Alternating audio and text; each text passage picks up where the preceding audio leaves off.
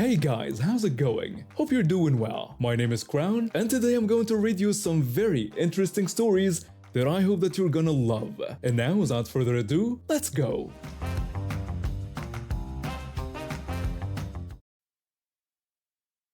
I'm a delivery driver who works late shifts, which means I often return home around 2 a.m. I live in a small apartment complex with about 20 other residents, mostly elderly folks and young families. The building has a somewhat awkward entrance. You need to make a sharp turn to get into the parking area, and visibility is already pretty limited due to some overgrown hedges. Everything was fine until this van started showing up. At first, I thought it was just someone making a delivery or visiting. But no, this massive white van began parking in the exact same spot every single day, right at the entrance of our complex. The spot couldn't have been worse. It was on double yellow lines, right at the junction, blocking a dropped curb, and literally right next to a no parking sign. The van was so big it forced pedestrians to walk on the road, and us residents had to play a dangerous game of peekaboo every time we tried to pull out of the complex. I first tried the diplomatic approach. One evening I waited around to catch the owner. When I finally saw him, I politely asked if the van belonged to him. He confirmed it did with a tone that suggested he was already annoyed by the question. When I explained how his parking was causing problems for the residents, blocking our view and forcing people to walk on the road, he dismissed my concerns entirely. He told me he worked nearby and this was the most convenient spot for him. When I pointed out the no parking sign, he rudely suggested that if I had a problem, I should call the police. So I did. Multiple times, actually. Each time they said they'd look into it, but nothing ever happened. I even tried calling the local council, but they just transferred me between departments until I gave up. The final straw came when one of my elderly neighbors almost got hit by a car because she had to walk on the road to get around the van. That same day, a fire engine had trouble accessing the complex because the van was making the turn too tight. When I confronted the van owner about the elderly lady nearly getting hit, he callously replied that it wasn't his business and suggested she should watch where she was walking. That's when I decided to get creative. I remembered reading somewhere that, technically, smearing something on a car isn't considered criminal damage if it can be easily cleaned off. So I grabbed a jar of strawberry jam from my kitchen and went down early one morning. The van was there as usual, parked in its spot like a massive middle finger to all of us residents. I casually walked up to it, making sure no one was around, and thoroughly coated the driver's door handle with jam. Then I went back up to my apartment and waited. About an hour later, I heard angry shouting outside. The van owner was there pacing around his van, phone pressed to his ear. I could hear him yelling into his phone, demanding the police come immediately because someone had vandalized his van by putting some sort of substance all over his handle. He was shouting that this was harassment and he wanted to file a report. 2 police officers showed up pretty quickly, ironically faster than they ever did when we complained about the van. I watched from my window as the van owner gesticulated wildly, pointing at the jam-covered handle. The officers examined the handle and told him that it appeared to be just jam. When the van owner insisted this was vandalism, they pointed out that it wasn't criminal damage as it could be wiped off with a tissue. However, they had noticed his various parking violations: the double yellow lines, blocked dropped curb, and the clear no parking sign. The van owner's face went through several interesting color changes as the officers explained they would have to issue him tickets for these parking violations. Multiple tickets, in fact. When he tried to redirect their attention back to the vandalism, they suggested he move his vehicle before they added more tickets. When the police were writing the tickets, more residents came out and started telling them about all the problems the van had caused. By the end, the van owner had received 3 separate tickets and a warning about blocking emergency access. He cleaned off the jam with a tissue, got in his van, and drove away. We haven't seen him or his van since. The next day, I brought some coffee and donuts down to share with my neighbors as we all enjoyed the clear entrance to our complex. One of my elderly neighbors gave me a knowing look as she commented on what a shame it was about that jam jar accidentally spilling on his van handle. I agreed that it was indeed a terrible accident, and we shared a subtle smile before going back to enjoying our coffee in our now van-free entrance. When I took the job as a dove keeper in a country in the Middle East, the pay was excellent and the work was peaceful, maintaining one of the largest dove towers in the region, caring for over 300 precious birds that belonged to one of the wealthiest merchants in the area. These weren't just any doves, they were expertly trained carrier pigeons worth thousands each. I'm originally from the Philippines, and after working 15 years in dove breeding, I got this opportunity through a friend. The merchant treated me well, provided accommodation, and trusted me completely with his prized birds. Everything was perfect for the first 8 months until that fateful day. I was doing my morning routine, checking on the birds and cleaning their feeding areas, when I heard the first gunshot. At first I thought it might be hunters in the distance, not uncommon in these parts, but then I heard another shot much closer, followed by the panicked fluttering of my birds. Running to the tower's window, I saw them. A woman in expensive clothes holding a hunting rifle, and her husband standing next to their luxury SUV, cheering her on as she took aim at my birds again. I shouted at them to stop, telling them these were private birds. The woman, who I'll call Karen, barely looking at me as she dismissed my concerns, saying they were just birds and there were hundreds of them. Her husband laughed and pulled out his own rifle from the car, encouraging his wife to make it a competition to see who could shoot the most birds. I tried reasoning with them, explaining that these were valuable carrier pigeons belonging to my employer. At the mention of my employer's name, they paused for a moment, and I thought they'd finally understood the gravity of their actions. Karen brushed it off, saying my employer had too many birds anyway and could afford to lose some. She claimed they were just having fun, then shot another dove. I was already on the phone with both the police and my employer. I warned them that I'd call the authorities and they'd be in serious trouble. The husband responded arrogantly, asking if I knew who they were and claiming to be friends with my employer, insisting he wouldn't mind their actions. When I pointed out that real friends would know these birds were worth thousands each, Karen scoffed at the idea, calling them pests and accusing me of lying. She shot again, missing this time but causing more birds to panic and fly around. I told them I had them both on camera and that the police were coming. I was bluffing about the camera, but it worked momentarily as they looked uncertain for the first time. Karen tried to intimidate me, saying I couldn't tell them what to do and bragging about her husband being an important businessman. Just then we heard sirens in the distance, but instead of stopping they seemed to become more frantic. The husband urged his wife to shoot more birds before the police arrived.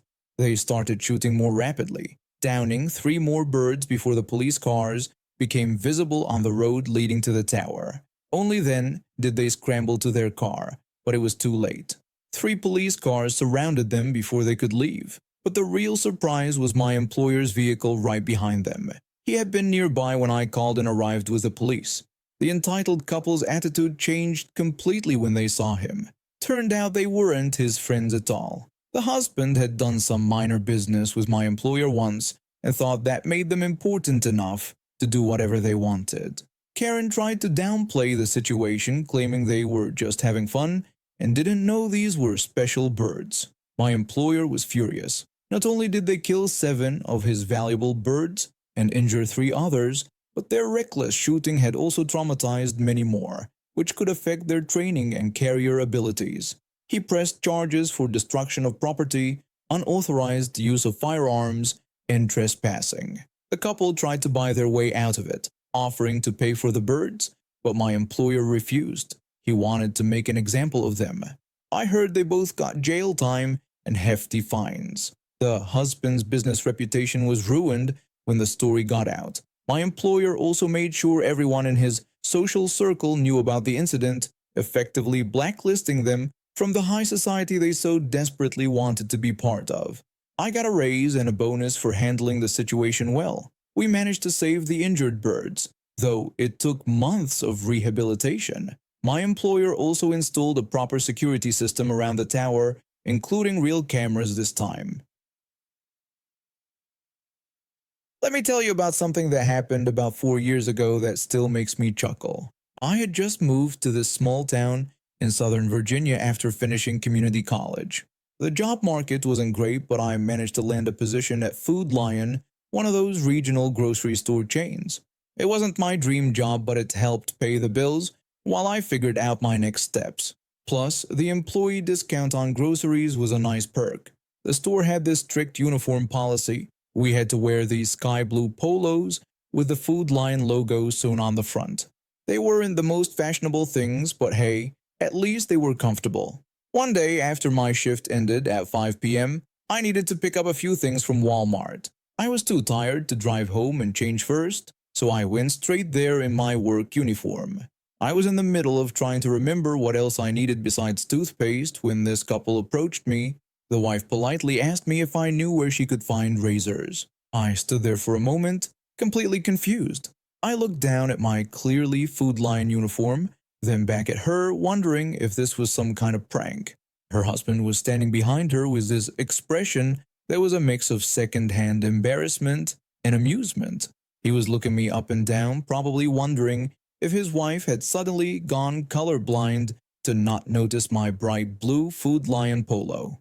I waited for a few seconds, thinking maybe she'd realize her mistake, but she just stood there with this expectant smile on her face. The customer service part of my brain kicked in automatically. You know how it is when you've worked in retail for a while? I told her that they were in the front left of the store by the pharmacy. She thanked me enthusiastically and started walking away, completely oblivious to what had just happened. Her husband lingered for a moment, and I could see him fighting back laughter. He gave me this look that said, "I'm going to have so much fun with this later," before following his wife. When they walked away, I could see him starting to say something to her, gesturing at his own shirt, and then pointing back in my direction. I couldn't hear what they were saying, but suddenly, she stopped dead in her tracks. She turned around slowly, looked at me again, and her face turned the brightest shade of red I've ever seen on a human being. Her husband was now openly laughing, and I could see her playfully swatting his arm as they continued walking. I could hear bits of their conversation as they turned the corner. She was mortified, demanding to know why he hadn't said anything sooner. He playfully responded that he wanted to see how long it would take her to notice. She groaned, realizing she would never live this down, and he gleefully confirmed her fears, assuring her that he would definitely remember this moment. For the next few minutes, I could hear his laughter echoing through the store. I bet good money that this story became a regular feature at their family gatherings, and he probably still brings it up every time they go shopping together. Sometimes I wonder if she's developed a habit of double-checking store uniforms before asking for help, or if her husband points at every blue shirt they see and asks if she needs directions. It's one of those funny little moments that stick with you even years later. Not because anyone was rude or entitled, but because sometimes the most memorable encounters are the ones where everyone can laugh at the simple mistakes we all make. I've been holding on to this story for nearly 7 decades now, and it still brings a smile to my face every time I think about it. Back in 1955, I was serving my mandatory military service in Finland. I wasn't thrilled about it, but it was something every young man had to do, so I made the best of it. I came from a small town where I worked as an apprentice carpenter with my father. We were known for being precise and following instructions to the letter, a trait that would later serve me well in this situation. The military was quite different from my quiet life back home, but I adapted quickly, keeping my head down and following orders. Our commanding officer was this young hotshot who had just gotten his promotion. He was the type who got drunk on power faster than a lightweight at a vodka tasting. Just a week before this incident, he had gathered our entire unit for what he called an attitude adjustment session. In reality, it was just him yelling at us for 45 minutes about how we shouldn't take any initiative or do anything without explicit orders. He stood there red-faced, telling us that we needed to stop getting too comfortable. He barked that from now on, we were to do exactly what we were ordered to do, nothing more, nothing less. When we all acknowledged his order, he continued ranting, using examples like, If he tells us to stand, we stand, and if he tells us to sit, we sit. He emphasized that no thinking was required from any of us. The summer that year was brutal, the kind of heat that makes you feel like you're wearing a wool sweater in a sauna. One morning, our unit was assigned to clean out the attic of one of the old military buildings. The temperature up there must have been at least 40 degrees Celsius. Our squad leader started giving out tasks, and when he got to me, he ordered me to take some boxes to the dumpster. I acknowledged the order with a simple, "Yes, sir," as was expected. I grabbed the boxes and made my way to the dumpsters, which were located in a nice, shady spot behind the building. After disposing of the trash, I remembered our commander's recent lecture about following orders to the letter. Well, I had been ordered to take the trash to the dumpster, and that's exactly what I had done. Nothing more, nothing less. So, I sat down in the shade and waited, and waited, and waited some more. 2 hours passed before I heard heavy footsteps approaching. It was our red-faced commander, looking like he was about to burst a blood vessel. He demanded to know what in God's name I was doing there. I replied that I was following orders, which only seemed to confuse him more. When he asked me to clarify what orders, I explained that I had been ordered to take the trash to the dumpster, which I did. The commander, clearly frustrated, asked if I didn't think to return and help with the rest of the cleaning. That's when I reminded him, as respectfully as I could, about his specific orders from the previous week. I pointed out that since he had told us not to do anything we weren't explicitly told to do, and since I wasn't ordered to return, I had stayed right where I was. The commander's face went through an impressive array of colors: red, purple, then almost white. He opened and closed his mouth several times, looking like a fish out of water. He couldn't punish me because he knew I was right. His own words had come back to bite him. Finally, he managed to compose himself enough to order me back to the attic, practically spitting out the words. I responded with an enthusiastic "yes, sir," and headed back. When I walked past him, I could have sworn I saw a slight smirk on his face, though he tried to hide it. From that day on, he was much more specific with his orders, and I noticed he became a bit more relaxed about the whole following orders thing. The story spread through the base like wildfire, and for the remaining months of my service, I was known as the guy who outsmarted the commander with his own rules. Even some of the other officers would occasionally give me a knowing nod in the corridors. When my service ended and I returned home, this story became a favorite at family gatherings. Now, almost 70 years later, I still tell it to my grandchildren, and it never fails to get a laugh. And now we have reached the end of today's stories. Thank you for watching, and see you next time.